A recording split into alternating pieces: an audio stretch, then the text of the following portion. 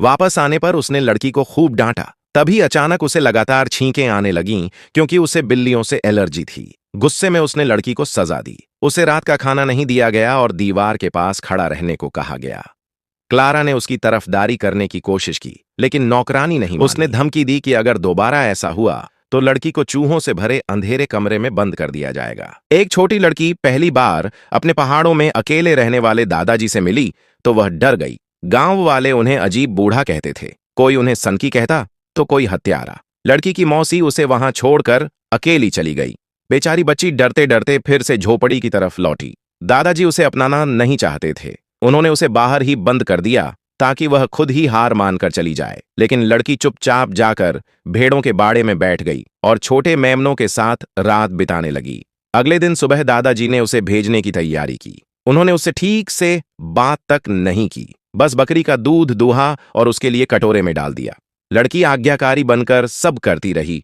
उसे लगा शायद ऐसा करने से दादाजी उसे अपने पास रख लेंगे, लेकिन दादाजी ने साफ कह दिया कि वह उसे नहीं रख सकते। बाद में पादरी ने बच्ची की हालत देखी। वह स्वस्थ थी, इसलिए उसने कहा कि उसके लिए कोई अच्छा परिवार ढूंढा जाएगा। अगर एक हफ्ते में कोई उसे अपनाने नहीं आया तो उसे अनाथालय भेज दिया जाएगा। घर लौटने के बाद लड़की ने पूछा कि क्या उसे फिर से भेड़ों के बाड़े में सोना होगा। दादाजी ने कहा कि वह खुद फैसला करे। भोली भाली बच्ची ने तुरंत घर के अंदर सोने का चुनाव किया, लेकिन अंदर देखकर वह हैरान रह गई। घर में सिर्फ एक कुर्सी और एक छोटा सा बिस्तर था। तभी उसकी नजर ऊपर बने छोटे से अटारी वाले कमरे पर पड़ी। वहां सूखी घास बिछी थी और जगह भी काफी थी। वह बहुत खुश हुई। रात को उसने दादाजी से विनती की कि उसे अनाथालय मत भेजिए, लेकिन दादाजी चुप रहे। शायद उनके मन में कुछ और चल रहा था। अगली सुबह बाहर भेड़ों की घंटियों की आवाज आई। एक चरवाहा लड़का भेड़ों का झुंड लेकर आया था। लड़की खुशी से बाहर भागी। उसने दादाजी का दिया दूध पिया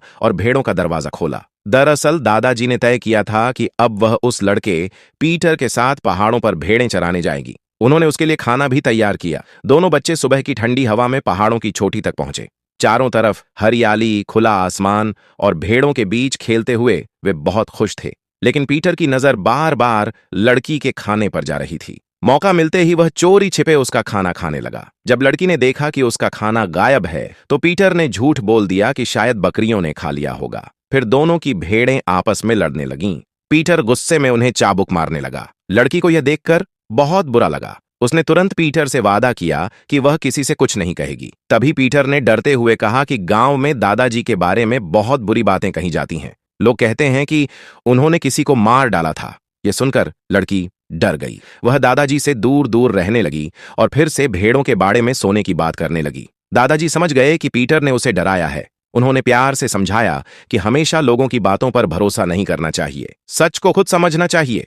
लड़की ने दादाजी की आंखों में देखा और उसे महसूस हुआ कि इतने दयालु इंसान के बारे में कही गई बातें झूठ हैं। वर्षों से अकेले रह रहे बूढ़े दादाजी के दिल में पहली बार फिर से अपनापन जागा। अगली सुबह उन्होंने अपने औजार निकाले और लड़की के लिए एक खास तोहफा बनाना शुरू किया। उसी समय पहाड़ों पर लड़की उदास बैठी थी क्योंकि अगले दिन उसे अनाथालय भेजा जाना था। जब पीटर को यह बात पता चली तो वह भी दुखी हो गया। उसे लगा अब उसे अकेले ही भेड़ें चरानी पड़ेंगी।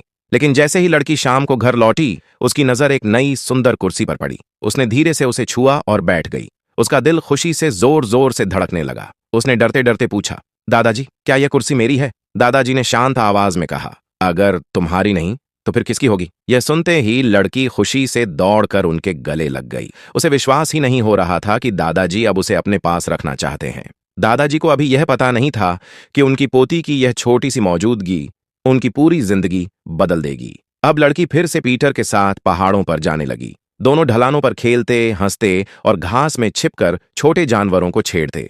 उनका बचपन खुशियों से भर गया। लेकिन एक दिन पीटर ने बताया कि अब उसे स्कूल जाना होगा और अगले वसंत तक वह भेड़ें चराने नहीं आएगा। यह सुनकर लड़की उदास हो गई। दादाजी ने कुछ नहीं कहा क्योंकि वह जानते थे कि बर्फीले मौसम में पहाड़ों पर अकेले रहना खतरनाक है।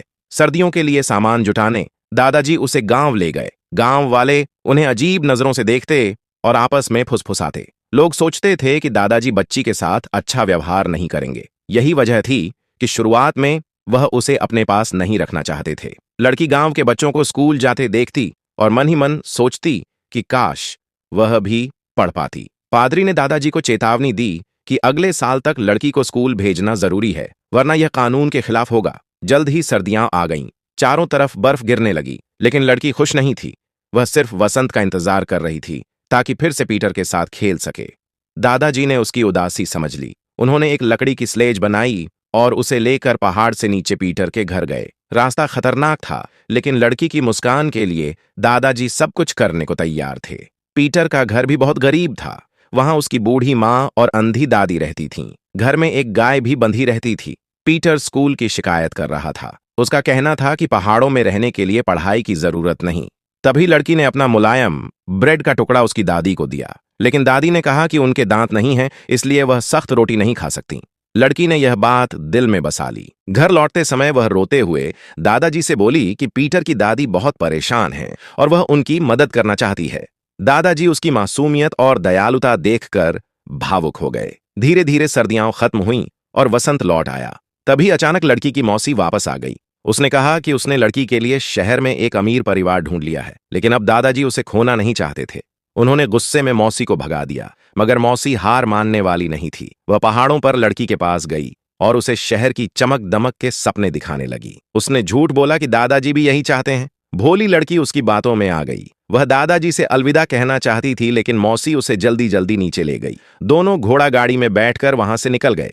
जब दादाजी ने देखा कि सिर्फ पीटर लौटा है तो उन्हें सब समझ आ गया। वह भागते हुए नीचे गांव पहुंचे, लेकिन तब तक बहुत देर हो चुकी थी। लड़की जा चुकी थी। उस पल दादाजी की दुनिया उजड़ गई। उनकी आंखों में आंसू थे, जिन्हें उनकी सफेद दाढ़ी छुपा रही थी। दूसरी तरफ ट्रेन में बैठी लड़की भी खिड़की से दूर पहाड़ों की दिशा में देख रही थी। उसका दिल दादाजी के लिए तड़प रहा था।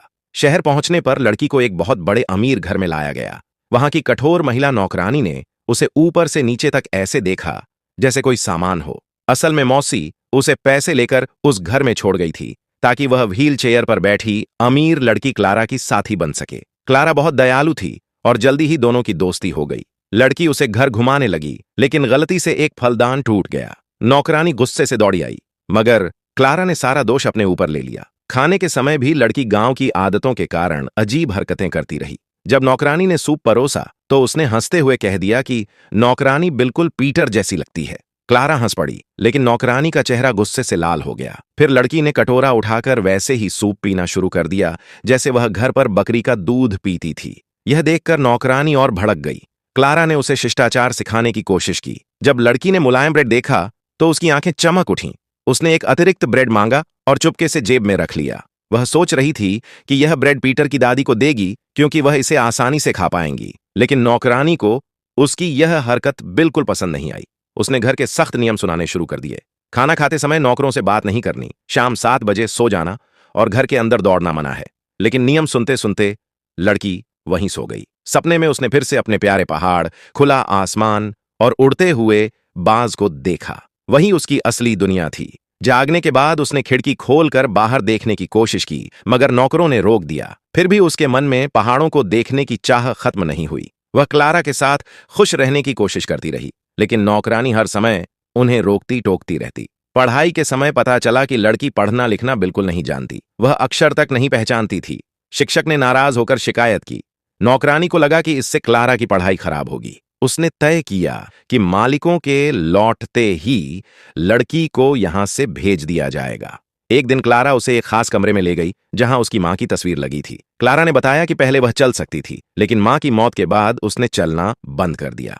उसके पिता और दादी हमेशा काम में व्यस्त रहते थे और वह खुद को पिंजरे में कैद चिड़िया जैसा महसूस करती थी। लड़की को भी ऐसा ही लगता था, क्योंकि वह इस बड़े घर में घुट रही थी। एक दिन उसने पुरुष नौकर से खिड़की खोलने की मदद मांगी। नियमों के खिलाफ होने के बावजूद उसने उसकी मदद की, लेकिन खिड़की से भी पहाड़ दिखाई नहीं दिए। तब नौकर ने कहा कि अगर वह दूर तक देखना चाहती है तो उसे शहर के ऊंचे टावर पर जाना होगा। अगले दिन लड़की क्लारा को व्हील चेयर पर बैठाकर बाहर ले गई। दोनों भीड़ भाड़ वाली सड़कों से गुजरते हुए उस ऊंचे टावर तक पहुंचे। क्लारा ऊपर नहीं जा सकती थी, इसलिए लड़की अकेले दौड़ती हुई सबसे ऊपर पहुंची। लेकिन वहां से उसे सिर्फ धुएं से भरा शहर और अनगिनत मकान दिखाई दिए। कहीं भी उसके प्यारे पहाड़ नहीं थे। वह समझ गई कि दादाजी उससे बहुत दूर हैं। उसकी आंखें आंसुओं से भर गईं। नीचे क्लारा अकेली इंतजार कर रही थी कि तभी एक औरत बिल्ली के बच्चों से भरा डिब्बा लेकर आई। क्लारा को बिल्ली के बच्चे बहुत पसंद आए और उसने उन्हें खरीद लिया। लेकिन तभी घर की नौकरानी को पता चल गया कि दोनों बिना बताए बाहर गई हैं। वह गुस्से से आग बबूला हो गई। वापस आने पर उसने लड़की को खूब डांटा। तभी अचानक उसे लगातार छींकें आने लगीं क्योंकि उसे बिल्लियों से एलर्जी थी। गुस्से में उसने लड़की को सजा दी। उसे रात का खाना नहीं दिया गया और दीवार के पास खड़ा रहने को कहा गया। क्लारा ने उसकी तरफदारी करने की कोशिश की, लेकिन नौकरानी नहीं मानी। उसने धमकी दी कि अगर दोबारा ऐसा हुआ तो लड़की को चूहों से भरे अंधेरे कमरे में बंद कर दिया जाएगा।